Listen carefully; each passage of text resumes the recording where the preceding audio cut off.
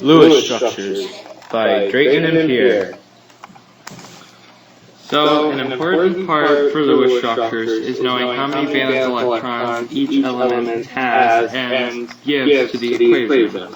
So, for each of these, they have so many valence electrons. Hydrogen in its column here only have one, beryllium and all of them have two, boron down has three, carbon, nitrogen, oxygen, fluorine, and helium, so on and so forth. So today we'll be doing an example of just a Lewis structure for a single element.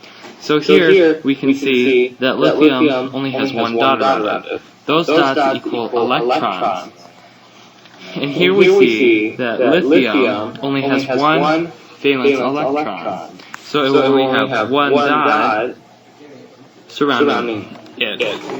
So the next one we have nitrogen. Nitrogen has 5 dots around it because it's in the 5th column. And carbon only has 4 because it is in the 4th column.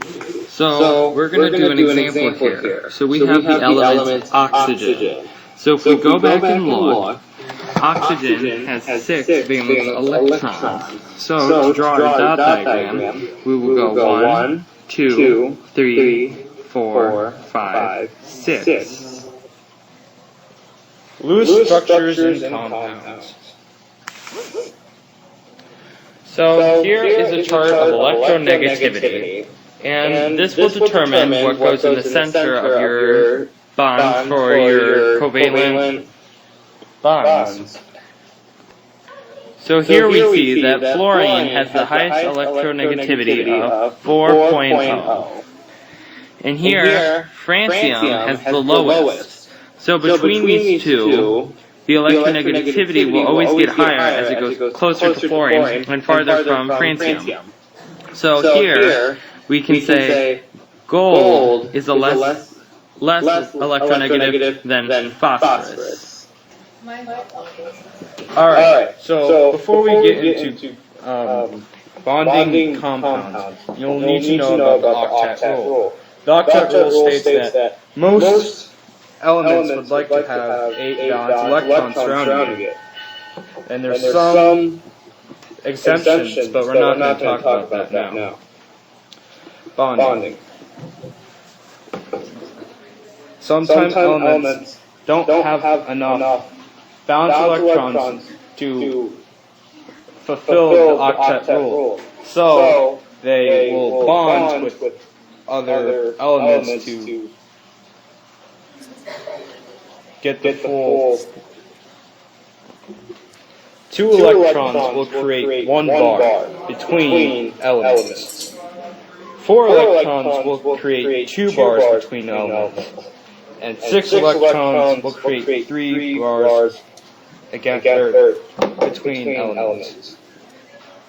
Let's do an example.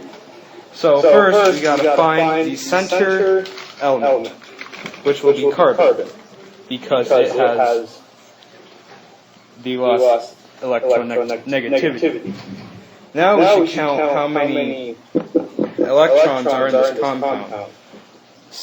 Carbon has 4 electrons as stated earlier, and oxygen has 6. But there's 2 oxygens, so there's 12 plus 4, which is 16.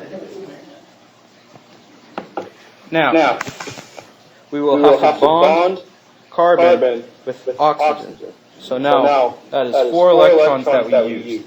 So now we only have 12. Now each of them like to have 8 electrons.